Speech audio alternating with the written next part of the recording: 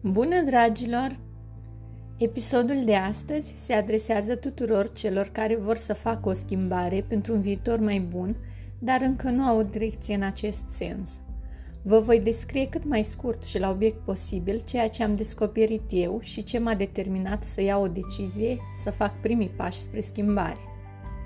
Filosoful francez Michel de Montaigne spunea așa: jocurile copiilor sunt jocuri foarte grele. Copiii nu sunt niciodată mai serioși decât atunci când se joacă. Copilăria e una dintre cele mai frumoase perioade din viața noastră. Fără griji, fără responsabilități, doar multă joacă și iubire necondiționată. Comunitatea de antreprenori digitali care folosesc platforma de tehnologie și consultanță Future of Digital vrea să transforme munca grea într-o joacă.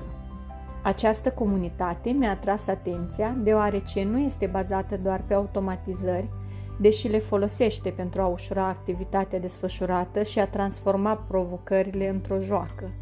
Future of Digital este alcătuită din oameni cu care am în comun aceleași valori: familia, comunitatea, libertatea, speranța, recunoașterea.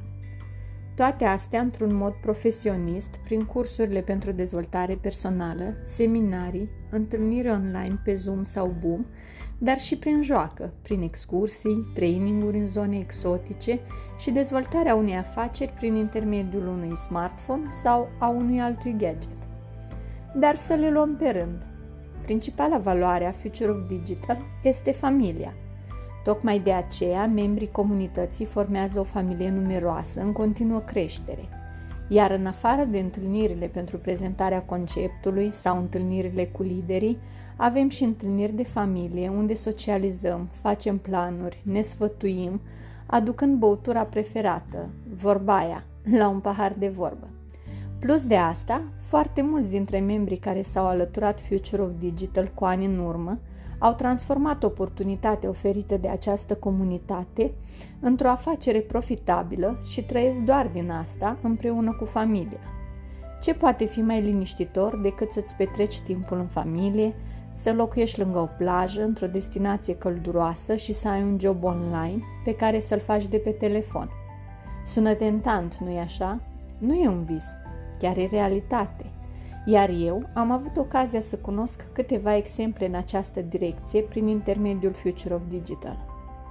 A doua valoare este comunitatea și este reprezentată de toți acești omuleți veseli și plini de visuri care s-au reunit din toate colțurile lumii pentru a schimba mentalități învechite și spre a ajuta pe cei care vor să evadeze din rutina zilnică, să scape de aglomerația din oraș și să cheltuie bani în mod inteligent sau chiar să fie plătiți pentru a folosi anumite produse ori servicii.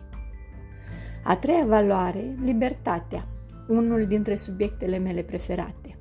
Deși mereu am fost un spirit independent și libertin, uneori m-am găsit prinsă în cursa unui job care nu mi se potrivea sau a unei alte activități care nu-mi plăcea. Câți dintre voi nu v-ați lovit de aceleași situații și nu v-ați simțit captivi în viețile voastre aglomerate? Ei bine, Future of Digital te poate ajuta și în acest sens.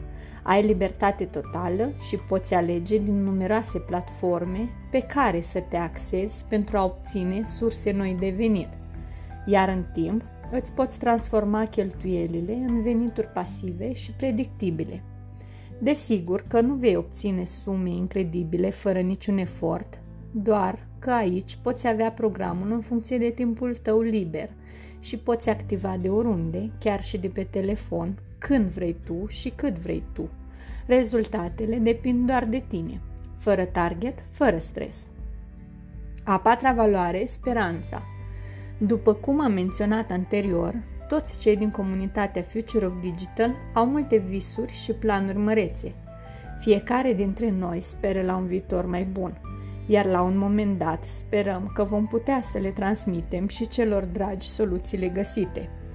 E greu să schimbăm lumea, dar trăim cu speranța că persoanele din jurul nostru vor înțelege și ele că lumea s-a schimbat și că încet, încet ne mutăm în online. Dacă visăm la ceva, înseamnă că se poate și realiza.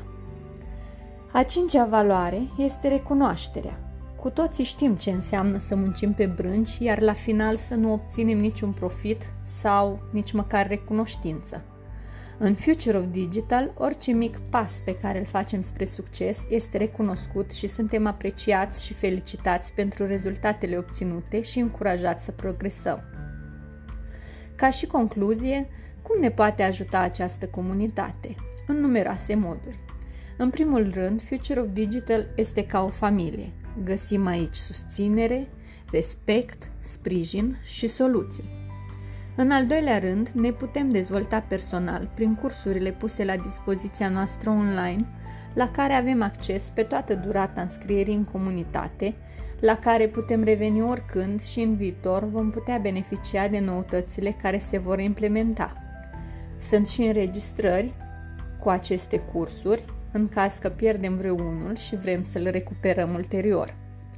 În al treilea rând, prin intermediul marketingului afiliat, putem construi o rețea de omuleți cu aceleași principii și valori ca și noi, care prin intermediul consumului inteligent de produse ne vor ajuta să obținem în timp un venit pasiv.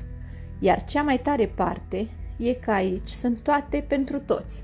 Excursii, vacanțe prin intermediul platformei Extravacanța, magazine online, produse bio, Casa Verde, asigurări prin Destine, oferte pentru cumpărăturile online prin platforma Extra Deals și multe altele. Numai cine nu vrea nu va găsi o sursă de venit, dar aceste subiecte le voi dezvolta în următoarele episoade.